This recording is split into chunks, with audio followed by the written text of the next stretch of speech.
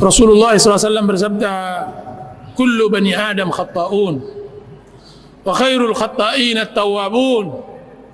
Setiap anak Adam berdosa,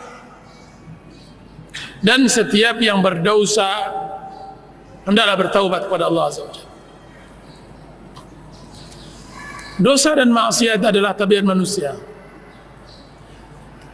Siapa yang bisa bersih dari dosa kecuali yang dimaksumkan oleh Allah Subhanahu wa taala dari kalangan nabi dan rasul? Allah Subhanahu wa taala, Rasulullah SAW bersabda, "Lau lam tudhnibu la dhahaba Allahu bikum wa la atallahu biqaumin mudhnibin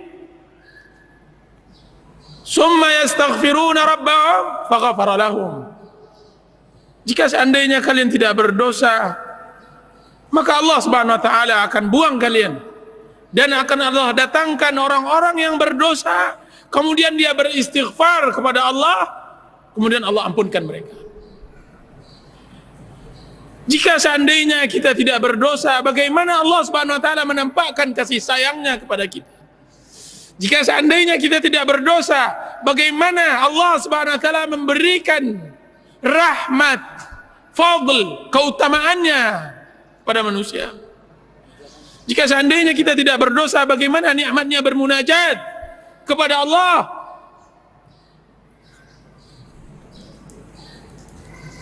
Adam alaihi salam, kedudukannya lebih baik setelah dia melakukan berdosa daripada sebelum melakukan berdosa. Kedudukannya lebih baik setelah berdosa daripada sebelum berdosa. Apa kata Allah di dalam sebagian athar dinukilkan oleh Ibnu Qayyim rahimahullahu ta'ala? "Wahai Adam, dahulunya engkau datang kepada aku sebagaimana datangnya raja kepada raja. Akan tapi sekarang engkau datang kepada aku sebagaimana datangnya budak kepada majikannya. Dan alangkah nikmatnya hidup menjadi budak Allah, hamba Allah, menghambakan diri kepada Allah Azza wa Jalla." Ibnu Qayyim rahimahullah mengatakan, "Aninul mudnibin ahabbu ilayya min tasbihil mudillin." Rintihan orang-orang yang berdosa lebih aku cintai daripada tasbih orang-orang yang sombong beribadah kepada Allah Azza wa Jalla. Orang-orang yang sombong, dia bertasbih, lebih hebat lagi tangisan orang yang melakukan dosa. Ibnu Qayyim rahimahullah juga mengatakan di dalam kitab Wabilus Sayyib, berapa banyak dosa seseorang mengantarkannya kepada surga, dan berapa banyak pula maksiat, dosa, pahala seseorang atau amal saleh seseorang mengantarkannya kepada neraka. Amal baik seseorang mengantarkannya kepada neraka. Kenapa? Karena ketika seorang hamba melakukan maksiat kepada Allah, dia bawakan dirinya bahwa dia adalah orang yang berdosa, hamba yang seharusnya beribadah, memenuhi dirinya dengan cinta, tunduk, tawakal. Sekarang dia telah berpaling, kemudian dia kembali bertaubat, bersimpuh, bertawakal, bermunajat kepada Allah, dan dengan dosanya tersebut, melalui dosanya tersebut, dia bisa bermuamalah di dalam ibadahnya kepada Allah, maka memasukkan dia ke surga. Ghamidiyah yang datang kepada Rasulullah sallallahu alaihi wasallam, yang dia mengatakan, "Ya Rasulullah, inni zanaitu fatahhirni. Ya Rasulullah, inni hubla minaz zina fatahhirni." Ya Rasulullah, sungguhnya aku hamil, sesungguhnya aku hamil dari zina, maka sucikan diriku. Ghamidiyah. Terus apa yang terjadi? Rasulullah SAW menolak, tidak melihat. Datang lagi wanita tersebut, dia mengatakan, "Ya Rasulullah, tahirni, sucikan diriku." Balik lagi dia ke sini, dia sucikan. "Ya Rasulullah, saya mengerti bahwa engkau akan menolakku sebagaimana engkau tolak Ma'iz." Rasulullah SAW menolak Ma'iz. Apa kata Rasulullah SAW? Tidak. "Aku tidak akan tegakkan sampai engkau melahirkan." 9 bulan Ghamidiyah tersebut dipecut oleh maksiatnya, dibelut oleh zina dan perbuatan fahisyahnya kepada Allah Azza wa Jalla. Akan tapi pecutan maksiat tersebut mengantarkannya untuk bertaubat kepada Allah. 9 bulan dia datang lagi kepada Rasulullah. Dia bawa bayi tersebut, kemudian dia mengatakan, "Ya Rasulullah, ini bayi saya, anal mar'atul lati ji'tuka wa kuntu hubla minaz zina." Akulah wanita yang dahulunya datang kepada engkau yang mengatakan aku berzina, kemudian sucikan aku. Ini dia anakku ya Rasulullah, sucikan diriku. Panas maksiat masih membakarnya, hararatul maksiyah masih membakarnya, sehingga dia terus terpaku atas maksiat tersebut dan bertobat kepada Allah. Apa kata Rasulullah?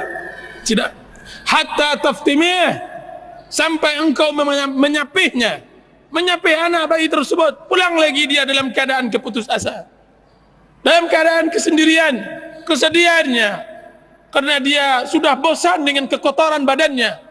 Dia hendak mensucikan dirinya kepada Rasulullah. Kemudian 2 tahun lebih dia menyapi anak tersebut, dan untuk ketiganya dia nggak mau ditolak. Dia tidak mau ditolak. Diambilnya potongan roti, kemudian diletakkan ke tangan anak tersebut. Kemudian dia datang lagi, "Ya Rasulullah, saya wanita yang dahulunya datang kepada engkau berzina, kemudian engkau suruh aku pulang, kemudian engkau katakan harus dilahirkan dahulu, kemudian engkau pulangkan lagi saya." Kemudian ini dia.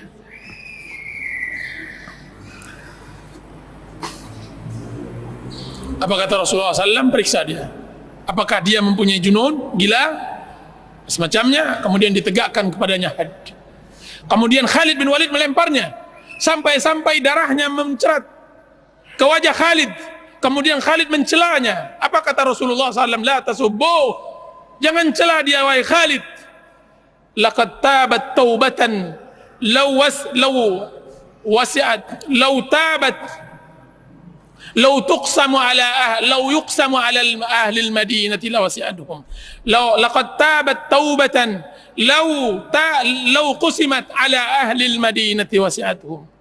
Sungguh wahai Khalid, dia telah bertaubat jika seandainya dibagikan taubat dia sendiri kepada seluruh penduduk Madinah yang berlaku maksiat, niscaya sudah cukup bagi Allah untuk mengampuni mereka. Taubat.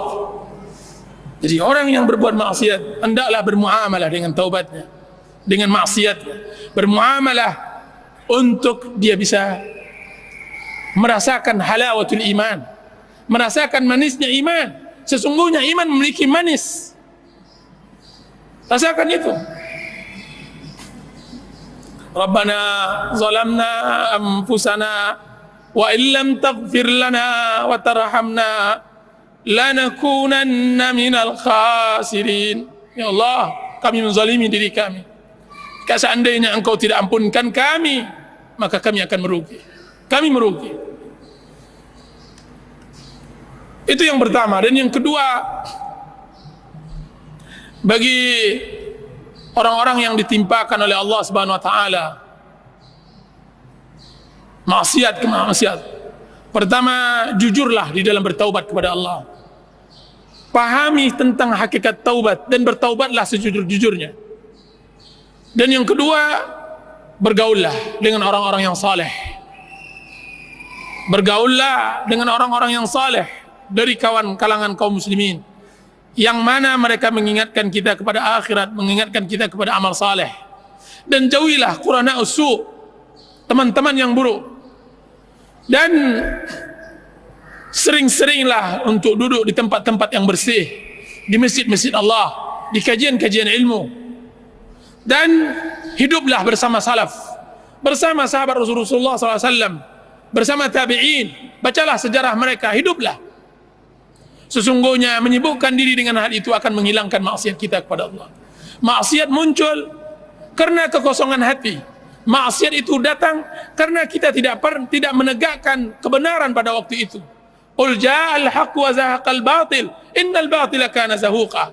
Ketika kebenaran kita tidak tegakkan, maka datang kebatilan akan menyerang.